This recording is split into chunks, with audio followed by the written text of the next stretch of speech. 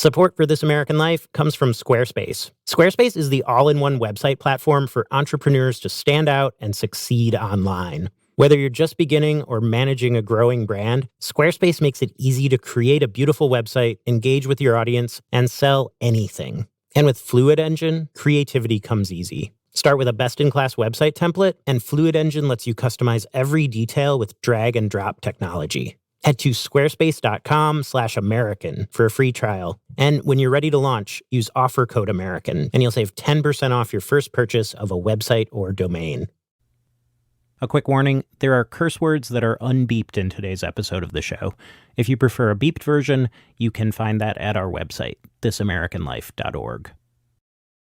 From WBEZ Chicago, it's This American Life. I'm Ira Glass. So over a year ago, one of our producers, Susan Burton, found this story that she wanted to do. And it was something that a bunch of us were very excited to hear her try, this thing that had been in the news briefly, but it seemed like there was so much more to say and figure out. And then she started interviewing people, and it became clear to her very quickly that this could be so much more than just a 1-hour story that we would put here on our show. And so she headed off to make it as its very own podcast, its own show, with her coworkers at Serial Productions in the New York Times.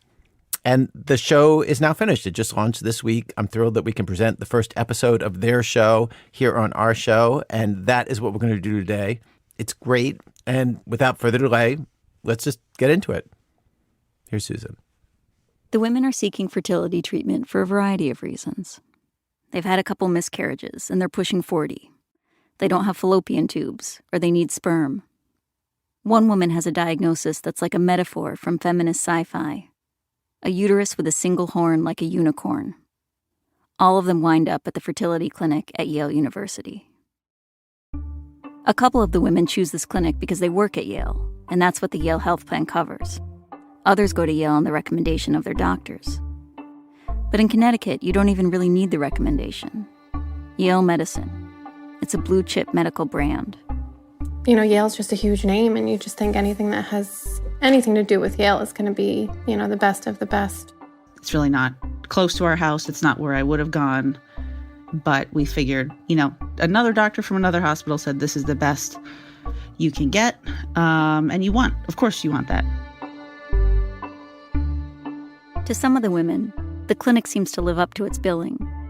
They like their doctors, feel cared for by them. That man is an angel, one of the women tells me. He is by far the best doctor I've ever had. Others are not happy at the clinic from the start. It's things like feeling like a number or issues with communication. There's a lot to communicate. You don't know how hard fertility treatment is until you get into it. And once you start it in one place, it can be difficult to go somewhere else. So they talk themselves into staying. That's the first thing they go against their instincts and talk themselves into.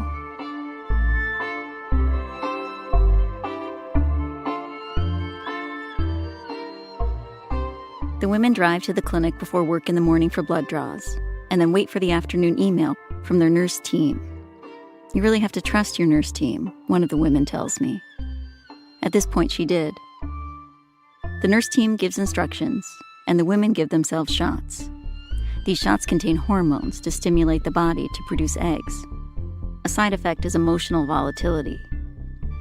The wind is making me cry, one of the women says. But the thing is, you have to stay calm. Don't get stressed. It's so stressful trying not to get stressed. One woman uses a fertility meditation app called Expectful.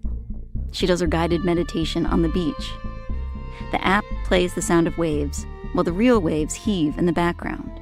It's absurd, but so much of this is absurd, including the money. There's all kinds of stuff that's not covered, no matter what insurance you have. Meanwhile, your ovaries enlarge, and you get so bloated that your abdomen feels like bricks. And then finally, you get to the day you've been waiting for. The day of the first egg retrieval. Which is what it sounds like. The eggs are removed from the body and then fertilized or frozen, depending on what you're doing. How many eggs am I going to get?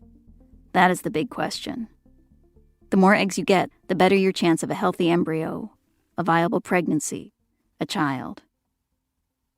The day of the retrieval, the women arrive at the clinic. They check in on different mornings, in different months and calendar years. None of them are here on the same day, but they will come out of the day with the same story.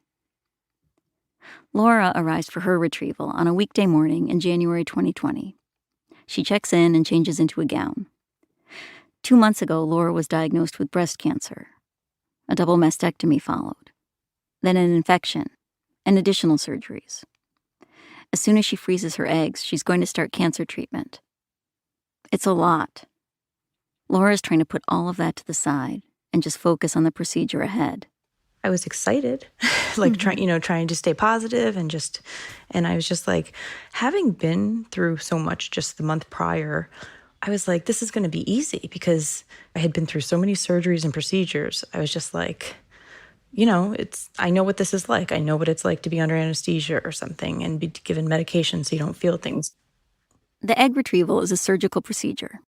A long needle is inserted into the vagina, then pierced through the vaginal wall and up into the ovary. Laura has been told in advance what drugs she will be getting during the procedure. 2 drugs, fentanyl and another one, midolazam or Xalam, and I believe that one's to induce sleepiness. Together, these 2 drugs offer what's often called moderate sedation. Basically, the fentanyl takes away pain, and the midazolam relaxes you. Some people get drowsy with this combination. Others remain alert. The use of fentanyl surprises some of the women. One of them, a public defender, has seen a lot of clients messed up by fentanyl, and for a second she's worried. Another woman, Katie, a neuroscientist at Yale, feels a spark of interest. And in fact, just being someone who studies addiction and studies some opioid use disorder, and as a curious person, I remember the morning of thinking okay, this will be interesting. I've never tried fentanyl before. And I expected to go in and have twilight anesthesia, not full anesthesia, but not feel anything. The women complete the last steps before the procedure. Get an IV, go over some papers. If their partners came back with them, now their partners say goodbye. And then it's time. The women tell what happens next. I walked myself into the procedure room because you get rolled out afterwards, but you don't have any medication in you. You're just kind of hooked up to the IV pole. And I walked into there, and you get into on the chair or table, whatever they call it. And that's from there. They said, you're not going to feel anything. And they explained everything that was going to happen. They started the procedure, and, I was just sort of taken by surprise, not expecting the excruciating pain, and just letting them know that, I don't think the pain medication is doing anything. It really feels like you're stabbing the needle. I felt everything. Mm-hmm. It's literally your most intimate parts of your body. They're using these long needles, and there's also a screen, so I can watch what they're doing, and I couldn't. I had to try and look away because literally each needle pierce, you feel. As we were moving along, it was my blood pressure started going up. I was sweating profusely and telling them, I was just in too much pain, that they had to stop.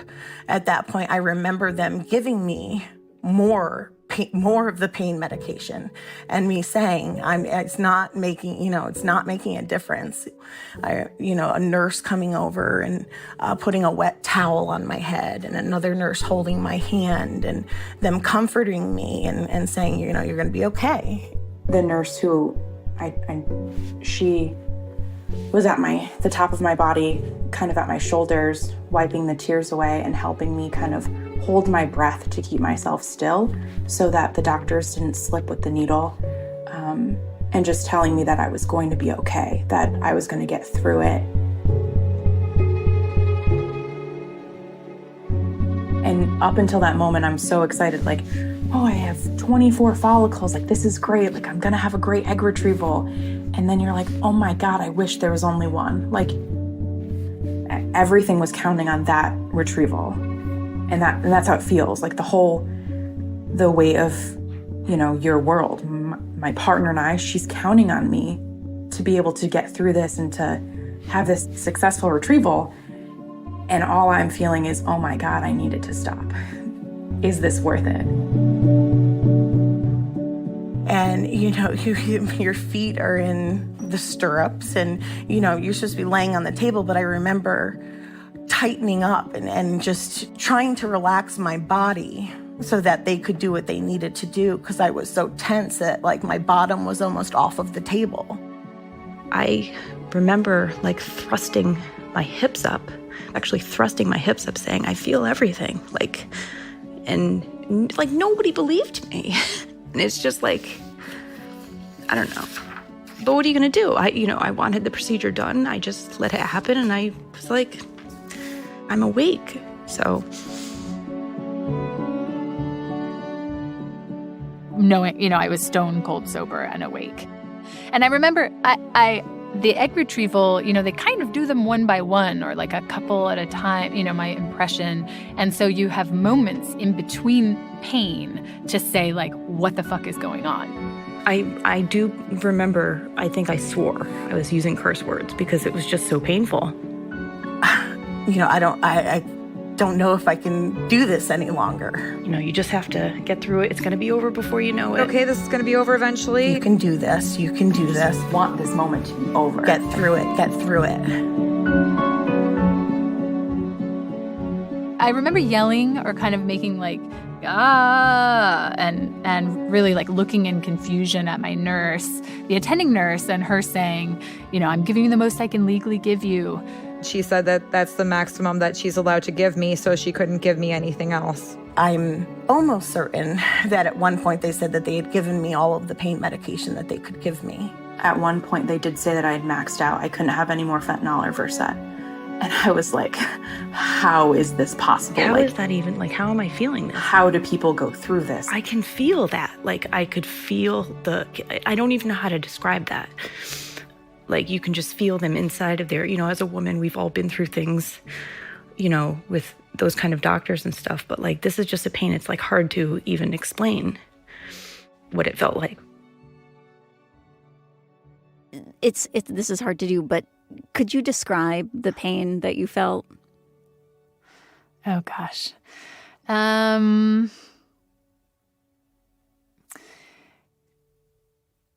It felt like someone was ripping something from the inside of your body. Yeah. Which is what they were doing. What they were doing. That's what it felt like. Yeah. Yeah. I'm sorry.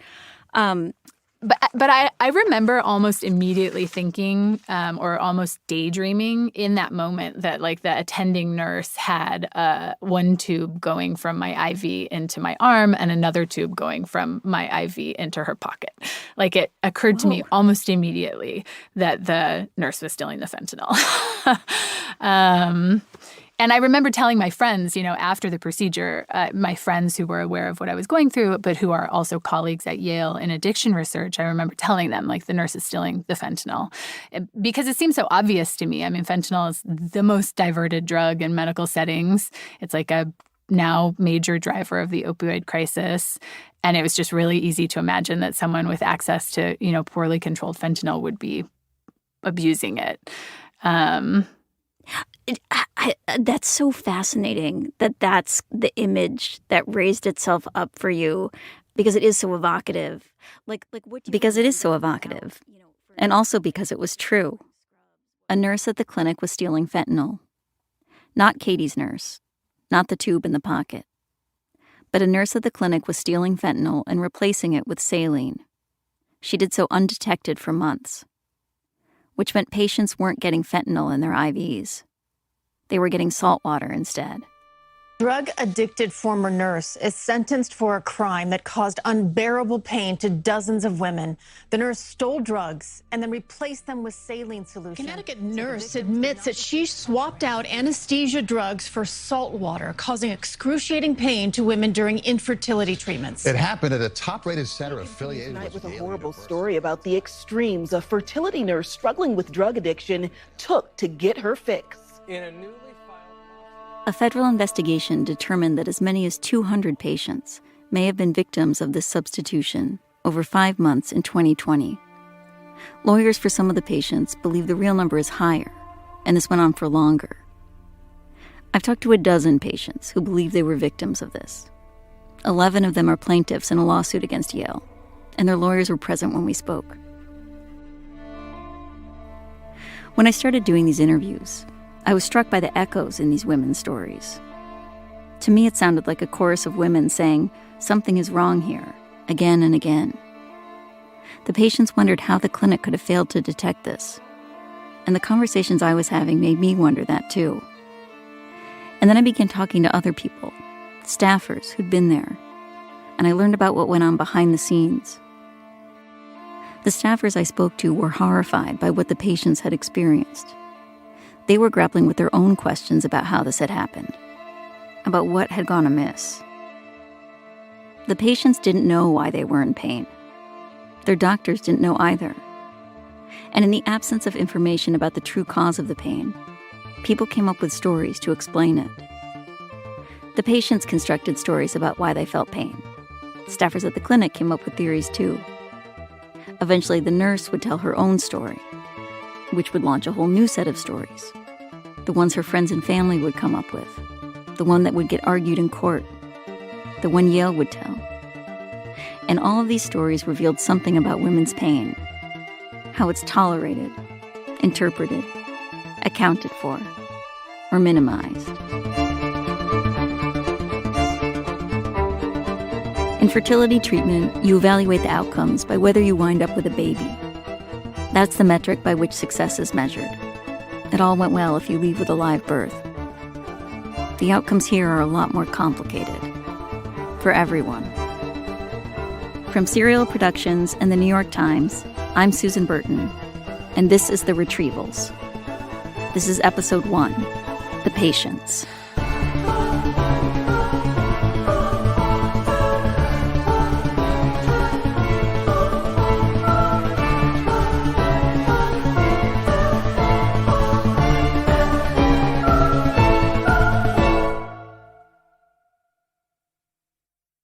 When the retrieval is over, the women are wheeled out to the recovery room. And one of the first things that happens is that they try to come up with an explanation for their pain. They put you into the recovery room, and that's where you meet with whoever you were with. And I just remember that's when I had my phone back, and I was texting my sister-in-law because she was my confidant for all of this, having been through that. And she was just replying like, "Oh my God, how could you? What do you mean you felt everything?" And I'm like, I was just like, just explaining to her, I'm like, I don't know what's wrong. And one of the texts I said, I think I'm immune to fentanyl because I was like, I don't think it works on me. I'm not sensitive to fentanyl is a common theory.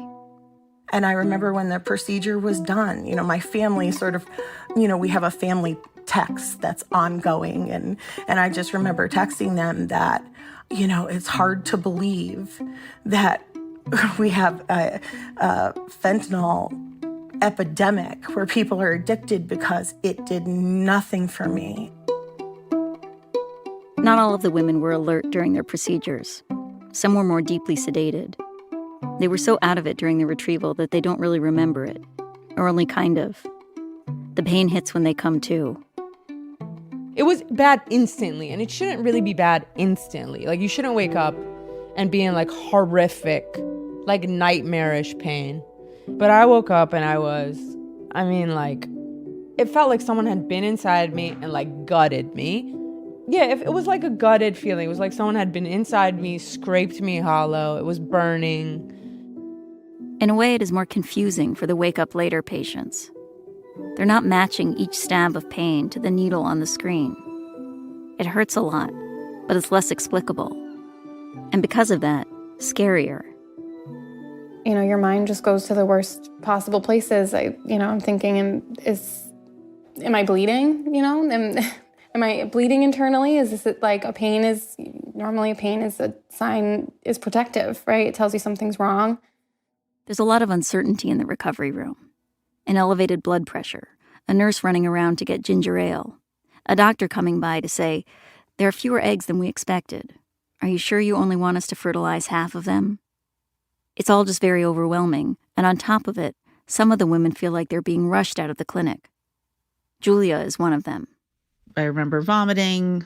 They were giving me some fluids. I was very uncomfortable. There was no way I could walk. They put me in a wheelchair and wheeled me out. And I just had this feeling like this is not right. Julia's 31 years old and already a college professor. This morning when her husband drove to the clinic, she'd been frantic. There was work on a bridge near their house, and they got stuck. There's only a short window to retrieve the eggs before you ovulate them, and Julia was worried she would miss it. When she arrived at the clinic, she felt a huge relief, like we made it. Both we made it on time, and we made it to this day. Now she's feeling something she never expected. At home, she goes upstairs and gets into bed. I fell asleep for a little while, and then I woke up, and I was nervous. We had a babysitter here watching my daughter, and I just, you wake up, you're like, oh my God, who's with my kid? I need to. Yeah. And I walked a few steps to try and go down the stairs, and I realized I really had gone too far from the bed. Mm-hmm. But by this point, the pain was excruciating, I would say. And I turned to go back to lay down in my bed again. And I don't remember this, but I blacked out or passed out. Mm-hmm. And I woke up on the floor, and I kind of busted my lip open. Julia calls the clinic, and they tell her that she should go to the ER. She's in so much pain that she can't bend enough to get into a car. An ambulance is called, and when Julia gets to the hospital, they check her out. The retrieval is a safe procedure, but things can go wrong. Your ovary can strangulate. A major artery can get punctured. But none of the obvious things are wrong, and nobody can explain what is. Back home over the weekend, Julia calls the on-call doctor at the clinic multiple times. By Sunday, I sort of got the sense I was annoying him. Julia keeps waiting for a call from her official doctor. By Tuesday, she still hasn't heard from him. It was impossible for me to understand how he hadn't called me by this point. But I called his office on Tuesday, basically, saying, I need to talk to you. I wrote down what he said, and I've kept this note since that time. He said he was not alarmed, but perplexed and surprised at my experience. Those words, I guess, ring pretty hollow now, right? Knowing that there was a pattern of many women who had extreme, inexplicable pain after the egg retrieval. What did you make of that language, like in the moment, perplexed and surprised?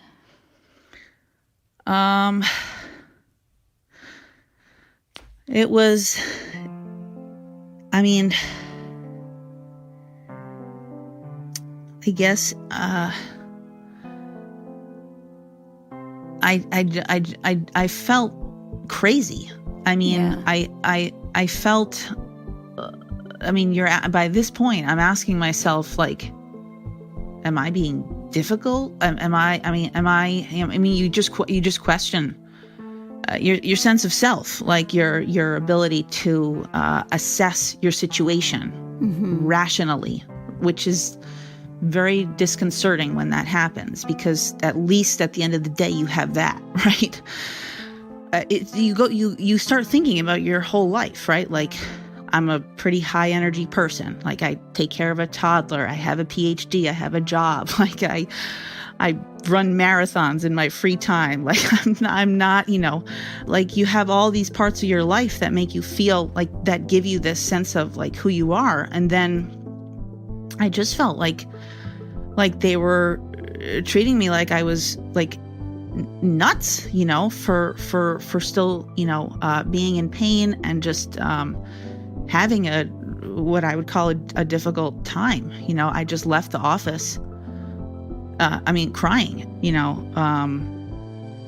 I just felt like nobody cares. That's the way I would describe how I felt in the days after. Like, nobody gives a crap that this was so hard for me.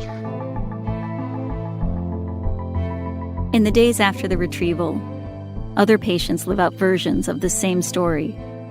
They also call the clinic. They ask, is this normal? They say, the Tylenol isn't helping. At home, they're laid up on the couch. They can't pick up their toddler. They wonder if they really should have scheduled themselves for a shift the next day.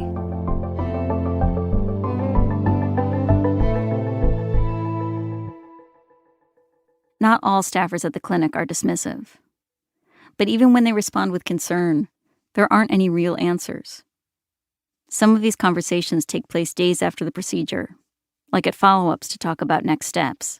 You didn't really talk to the office until day 5 or day 6, which is when I found out that none of the eggs had survived. None were healthy enough to go to testing. And we had to talk about moving forward. And that's when I really expressed my sort of shock that the procedure was as painful as it was, and talked about, if there were other pain management protocols that could be considered at that point. And I was told that, that was the best pain medication that was available. And my doctor prescribed me an anxiety medication to take before the next procedure. And I remember saying to my husband, I think it's strange because I'm not anxious about a medical procedure. Yeah. It was the pain. It was severe pain, not anxiety about going into it. The next time that I saw my doctor, he asked me how the procedure went, and I said it was really, really painful. And he was kind of like a little bit concerned, but then he just didn't say anything after that. So I was like, okay, I guess. And this was my first time doing it, so I didn't know any better. So I was like, oh, okay, I guess it's supposed to be painful. Other women are talking about what happened with family and friends. So at that point, I had talked to a couple of family members who had done retrievals, and I felt even worse. Yeah. There's nothing like feeling shame from like another female, and it unintentional too. That just seems weird because, I was wheeled back there and joked with the staff and then fell asleep and woke up and was fine. And that seemed to be the general consensus between procedures at different clinics, that, oh yeah, I was kind of alert, but I didn't feel anything. It was really no big deal. Like the shots ahead of time were way worse than the actual procedure. And I started shutting down after hearing those stories that this was on me. Like something wasn't right with my tolerance and my ability to handle this.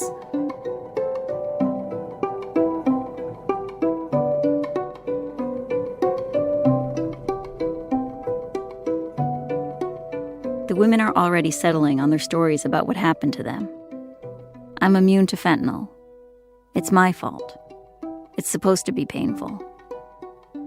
The clinic tells patients that they may experience mild discomfort, but now some of them have recalibrated their expectations, including Lynn, who will have 8 retrievals at the clinic. All of them will cause her excruciating pain. Again, you hear about IVF and how tough of a process it is, mentally and physically. And, I just thought, this is what I have to do, this is what I have to do. And sort of just thought, this is what women go through.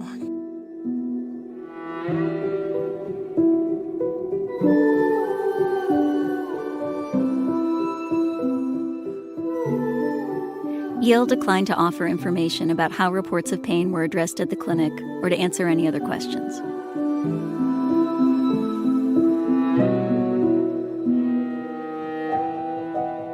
Susan Burton. Coming up, how a person can go from thinking that a nurse is stealing the fentanyl, which of course was right, to thinking, maybe there's some other explanation. That's in a minute. Chicago Public Radio, when our program continues. This American Life, I'm Ira Glass. Today on our show, we're bringing you the first episode of our producer Susan Burton's brand new podcast, The Retrievals. Susan picks up the story where she left off. Of the 12 patients I spoke to, most are white. The one black woman in the group was often the only black woman in the clinic waiting room. Everyone in the group identified as a woman. While a couple of them were pursuing pregnancy for the first time as they neared 40, most did not fit that stereotype. Most were married to men, one to a woman. That patient would provide the eggs, and her wife would carry the pregnancy. Her wife presents as more stereotypically masculine, doesn't wear women's clothing, and at first family members were like, "Are you sure you want to do it this way?" Yes, they were sure. One was doing this on her own at 41 after the end of a long relationship.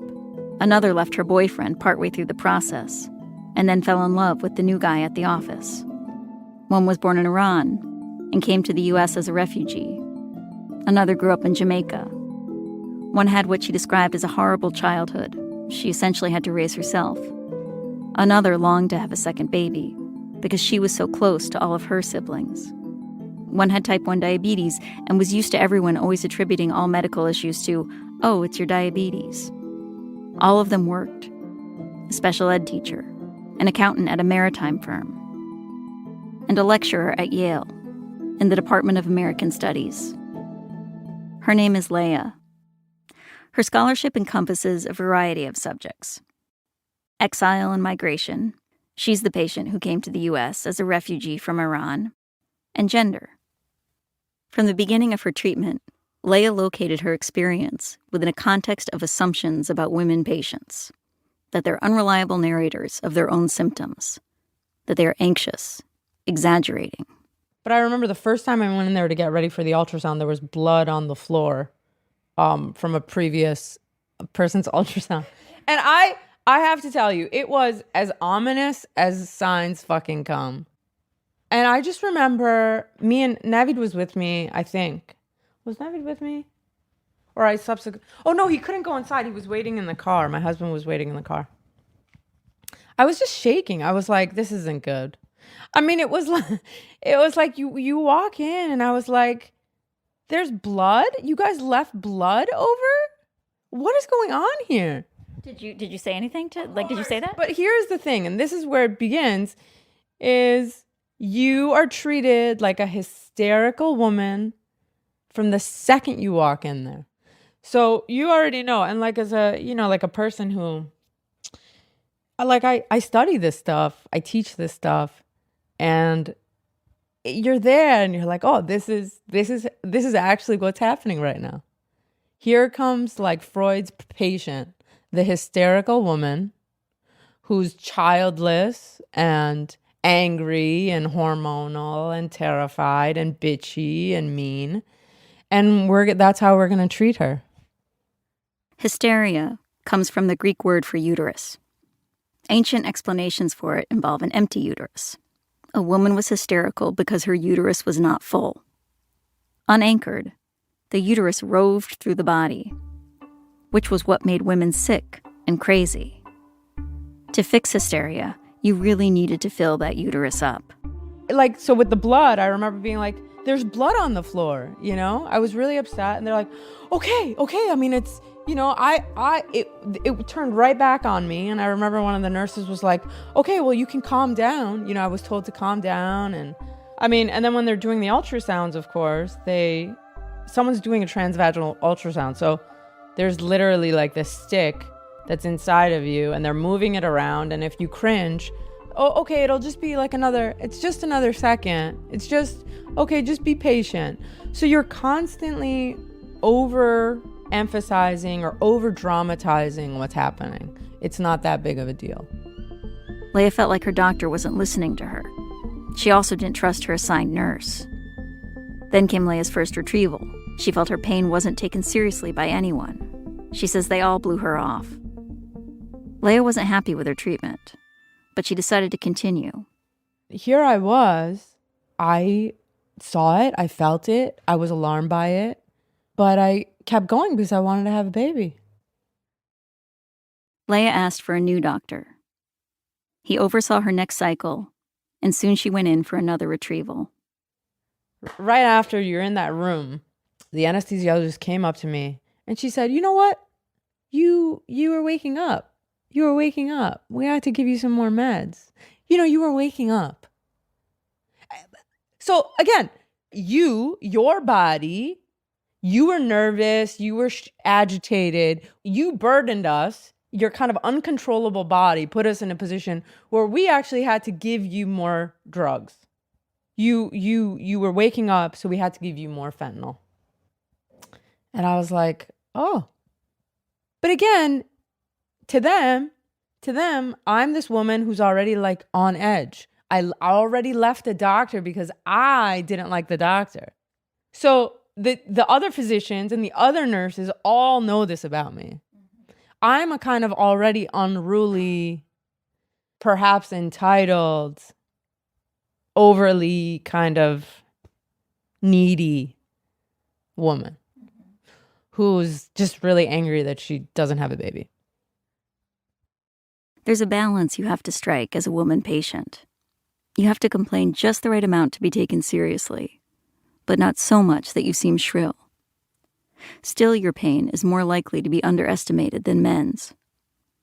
Black women are more likely to have their pain ignored, no matter what they do.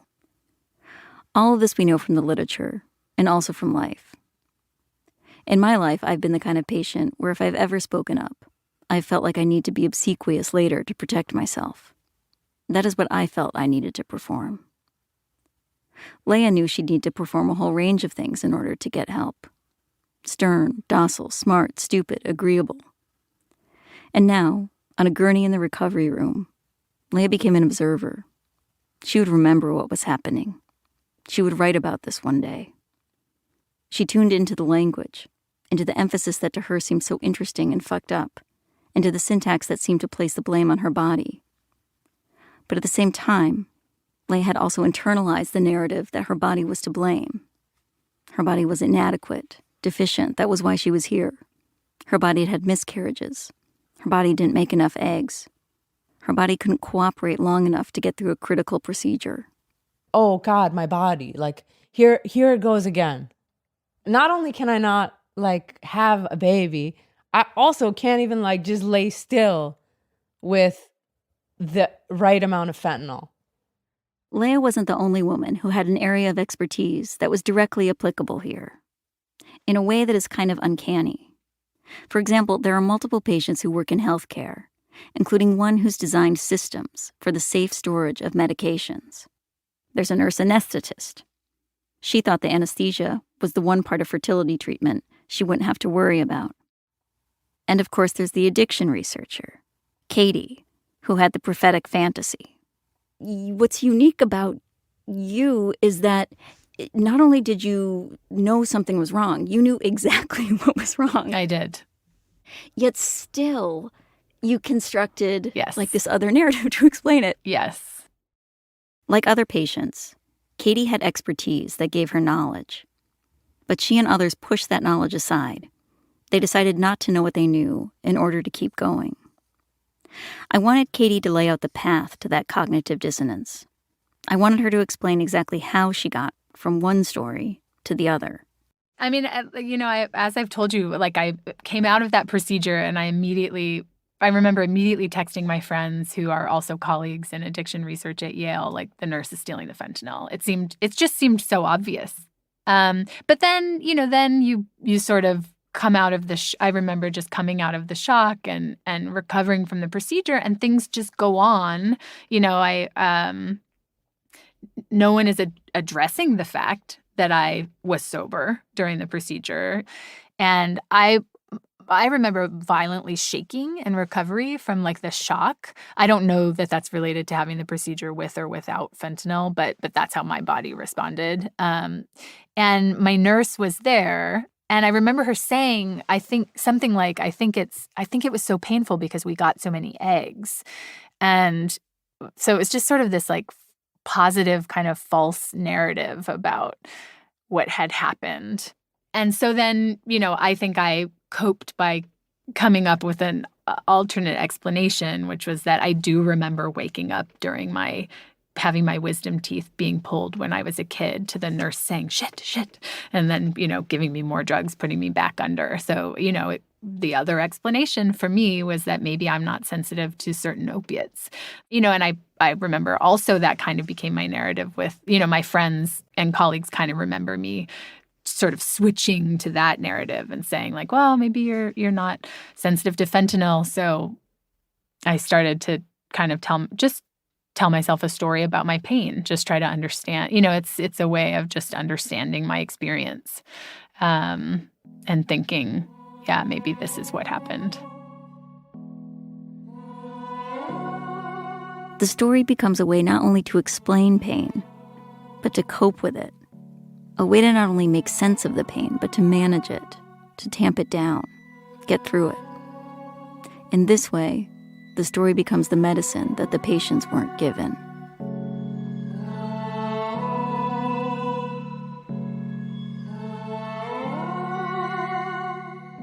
The women gear up for second, third retrievals. They change their diets. They cut chemicals out of their home. They read the books the nurses recommend. Or they get ready for embryo transfers. They make reservations at a hotel in town so that they won't have to drive home over a bumpy road. Despite these efforts, some of the women miscarry. One woman wakes up about 10 days after her embryo transfer with some spotting. Don't think anything of that yet, a nurse reassures her. But the pregnancy test comes back negative. When do you think you might want to get started again? Her doctor asks her at a virtual follow-up appointment. I'm not ready, the patient says. She closes the telehealth, and that's the last time she talks to the doctor. She never goes back to that clinic. She stops fertility treatment and doesn't know when or if she will ever resume it. She never wants to go through an egg retrieval again.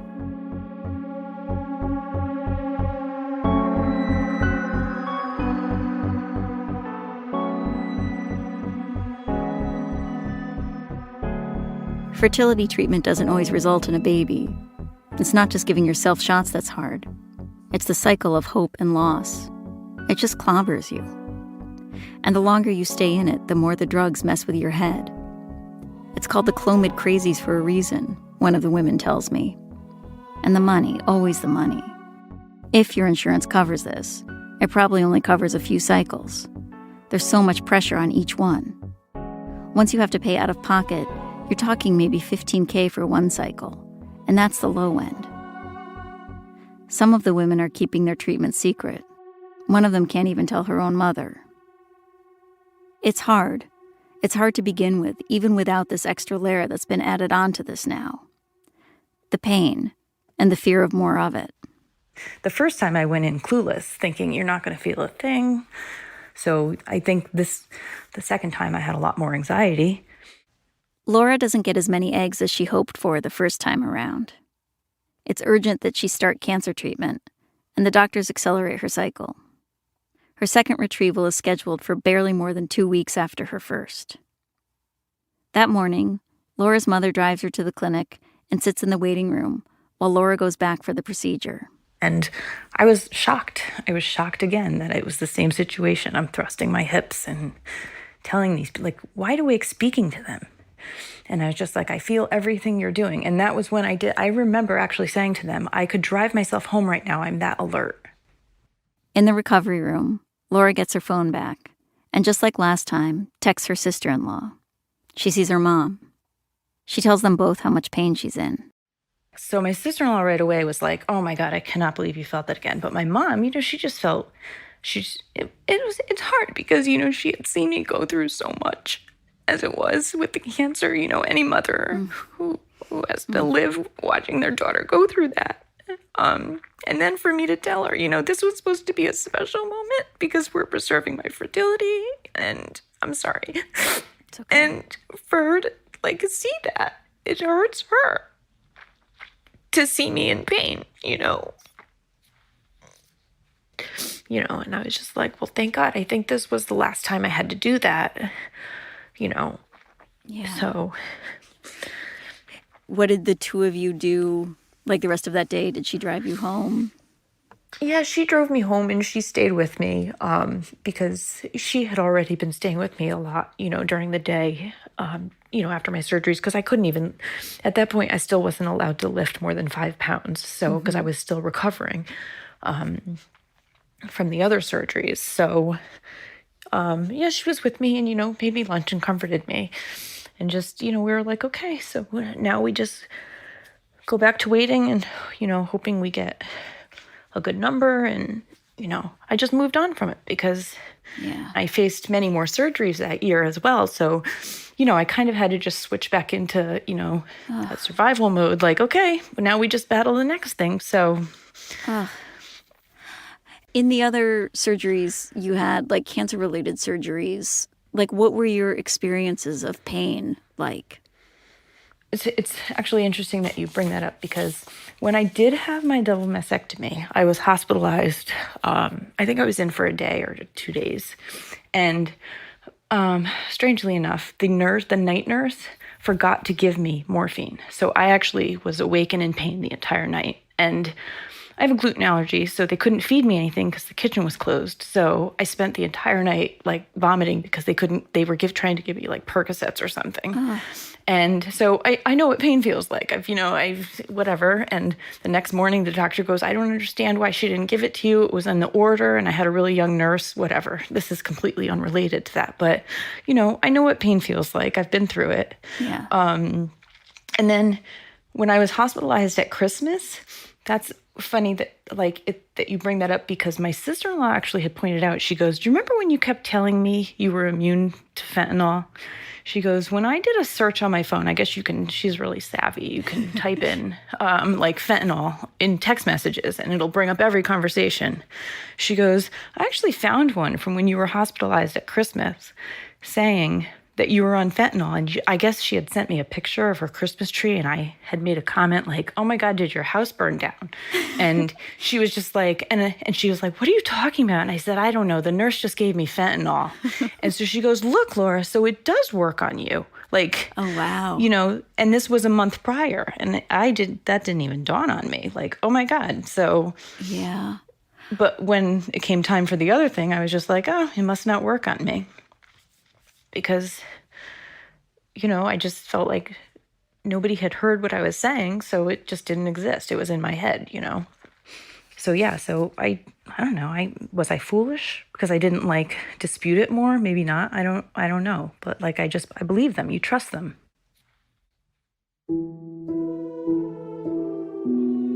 Months pass. Some of the women get pregnant. Others are still trying. Some of them are still showing up at that clinic for blood draws when they open their mailboxes in December 2020.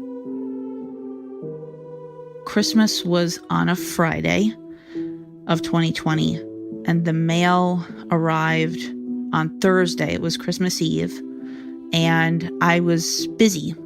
And I just thought, I'm not going to go get the mail today. And I waited until Monday, the 28th. And, it was a nice day. I went outside, I got the mail, and, I got this letter. So I got this letter in the mail. It's nothing fancy. It's Yale envelope. I'm assuming it's a bill. Bills never stop coming with IVF. You get so much when you work at Yale. Also, you just get Yale emblazoned mail. And so you're like, oh, okay, whatever. It was this thin thing, and I was like, oh, they, changed locations or something. It's this is not important. And instead of just setting it aside, I happened to open it, and I was furious. And it says, Dear Kathleen Garrison, I'm writing to you in my role as director of Yale Reproductive Endocrinology and Infertility to let you know that we have learned of an event that may have involved your care. That they've become aware that the nurse was switching out the fentanyl with the saline. As a result, some patients may have received saline instead of the intended narcotic medication during their procedures. While there's no reason to believe that this event has had any negative effect on your health or the outcome of the care that you received, we believe that you should be informed. They make this stupid comment in the letter that there was no harm done from this happening. And I don't know if Hall was home or I called her, and I was like, bullshit, no harm done? Don't send me a letter and tell me that We're confident no one's, outcomes were affected by this. I know my outcomes were affected by this. I know what I experienced and went through. But Yale wasn't going to help me. They didn't think there was harm. They didn't think it was a problem. That it was honestly, I think it was one of the most disrespectful ways they probably could have notified any of us that it had happened. That, we had this little breach and you're fine. No biggie. Go about your day. Again, no one reached out to talk with us or to see what we experienced as patients.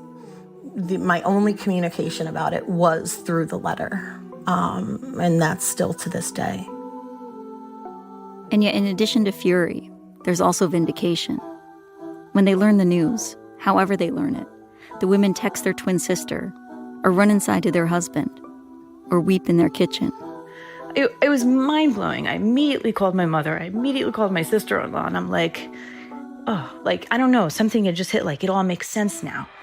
And it was like, okay, it all makes sense. It was almost a relief to know, I'm not crazy. There's nothing wrong with my body. I don't have something blocking opioids or, where, my body's wrong and doesn't react to medicine.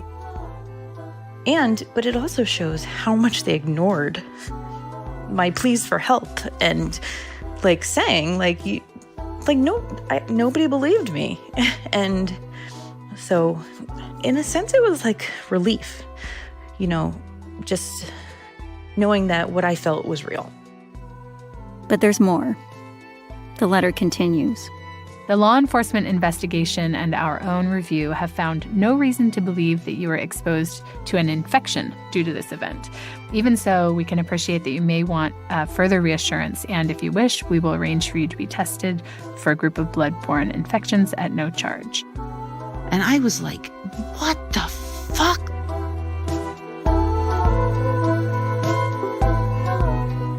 Those words, not alarmed but perplexed and surprised, came back to me, right? And you just feel so completely let down by this institution that's supposed to make you feel safe and keep you safe, right? An institution that's supposed to keep you safe, right? That was gone. But maybe the most remarkable thing about the letter is the way it addresses pain. It seems to be saying, you did not feel what you felt.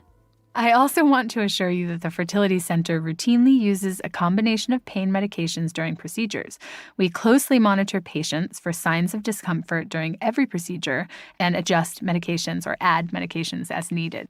In this way, we can be confident that our patients stay comfortable even if one medication is not working. Well, I don't believe that accurately describes my experience. And then it goes on to say, if you have any questions or want a blood test, here's who you can call. The women put the letter on the counter in shock. For months, they've been constructing their own stories about what happened to them. Now they have Yale's story, which is that this is barely a story at all. The questions the patients have been asking all along have a new focus. As soon as I received that letter, it's like, how does this happen, And how does it happen at Yale, a hospital system with such a great reputation? And how did it happen for so long? So many things had to go wrong, for this to happen as long as it did. How does an entire facility let this happen? Who trained them? Who thought that this was okay? I get sent home with, I get packages in the mail with sharp needle containers and strict instructions and alcohol swabs and this crazy protocol that I'm expected to do at home. They make you double check things, are there puncture marks? And I'm like, did I really spend more time following directions at home for hormone shots? Where were they?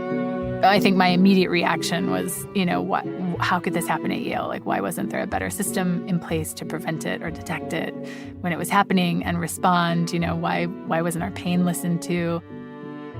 The women wonder about the system that failed them. but there's something very intimate and human that they are wondering about too. We were notified that it was a nurse. We didn't have the name of the nurse in that original letter. And so it's sort of, racing through your mind like, well, which nurse? Because you build such a strong relationship with these people and you see them so often and you trust them and, build a relationship. And so you're thinking like, well, which nurse could this have been? And then you're showing up, and okay, who's not here anymore? Who's gone? And just trying to figure out who it was. The patients know what happened. They're about to find out who did it. That's next.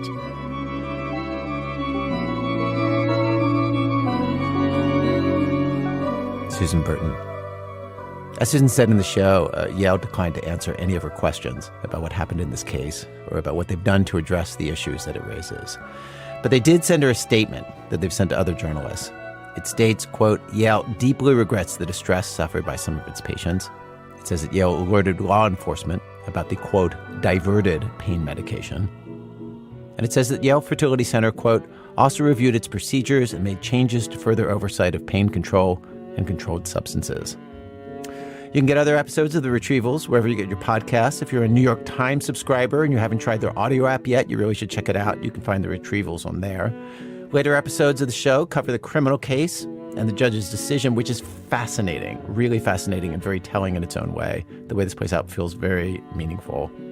And of course, like Susan said, there's way more about the nurse who took the fentanyl, who, the patients learn, had been a fertility patient herself.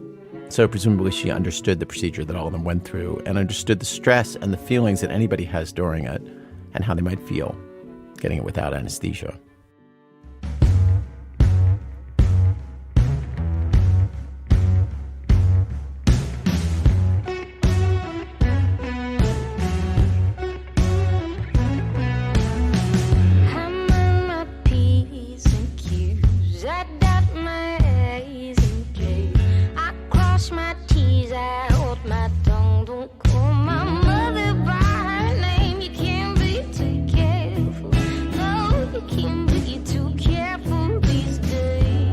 The Retievals is produced by Susan Burton and Laura Starcheski. It's edited by Laura Starcheski with Julie Snyder. Additional editing from Miki Meek, Katie Mingle, and me.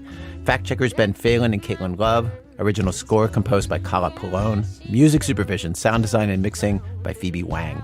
Special thanks to Lisa Schumann, Calvin Hocker, Katie Fuchs, Kylie Silver, Dr. Marcel Cedars, Dr. Maggie Smith, and Sam Dolnick. Bim Adewunmi, Mike Kamate, Ella Mustafa, Stone Nelson, and Matt Tierney put together this episode of our show. Our website, thisamericanlife.org. This American Life is delivered to public radio stations by PRX, the Public Radio Exchange. Thanks as always to our program's co-founder, Mr. Tori Malatia. I'm Ira Glass. Back next week with more stories of This American Life.